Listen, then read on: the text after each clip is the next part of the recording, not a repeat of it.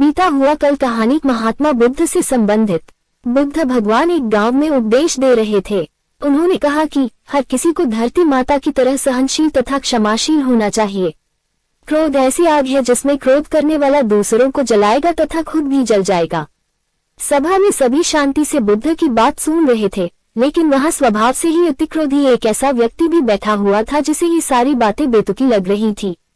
वो कुछ देर ये सब सुनता रहा, फिर अचानक ही आग बबूला होकर बोलने लगा, तुम पाखंडी हो। बड़ी बड़ी बातें करना यही तुम्हारा काम है। तुम लोगों को भ्रमित कर रहे हो। तुम्हारी ये बातें आज के समय में कोई मायने नहीं रखती। ऐसे कई कटु वचन सुनकर भी बुद्ध शांत रहे। अपनी बातों से ना तो वह दुखी हुए, न ही कोई प्रतिक्रिया की। ये देखकर वह व्यक्ति और भी क्रोधित हो गया और उसने बुद्ध के मुंह पर थूककर वहां से चला गया। अगले दिन जब उस व्यक्ति का क्रोध शांत हुआ तो उसे अपने बुरे व्यवहार के कारण पछतावे की आग में जलने लगा और वह उन्हें ढूंढते हुए उसी स्थान पर पहुंचा। पर बुद्ध कहाँ मिलते, वह तो अपने शिष्यों के साथ पास वाले एक अन्य गांव निकल चुके थे। व्यक्ति ने बुद्ध के बारे में लोगों से पूछा और ढूंढते ढूंढते जहां बुद्ध प्रवचन दे रहे थे वहां पहुंच गया।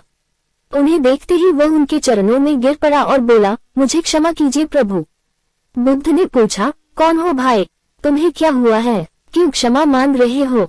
उसने कहा, क्या आप भूल गए? मैं वही हूँ जिसने कल आपके साथ बहुत बुरा व्यवहार किया था।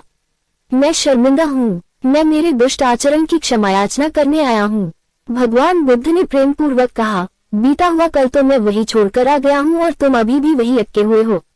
तुम्हें अपनी गलती का आभास हो गया, तुमने पश्चाताप कर लिया, तुम निर्मल हो चुके हो। अब तुम आज में प्रवेश करो। बुरी बातें तथा बुरी घटनाएं याद करते रहने से वर्तमान और भविष्य दोनों बिगड़ते जाते हैं। बीती हुई कल के कारण आज को मत बिगाड़ो। उस व्यक्ति का सारा बोझ उतर गया। उसने भगवान बुद्ध के चरणों में पड़कर क्रोध त्याग का तथा क्षमाशीलता का संकल्प लिया। बुद्ध ने उसके मस्तिष्क पर आशीष का हाथ रखा। उस दिन से उसमें परिवर्तन आ गया और उसके जीवन में सत्य, प्रेम व करुणा की धारा बहने लगी। मित्रों, बहुत बार हम भूत में की गई किसी गलती के बारे में सोचकर बार बार दुखी होते और खुद को कोसते हैं। हमें ऐसा कभी नहीं करना चाहिए। गलती का बोध हो जाने पर हमें उसे कभी न दोहराने का संकल्प लेना चाहिए और एक नई ऊर्जा के साथ वर्तमान को सुदृढ़ बनाना चाहिए।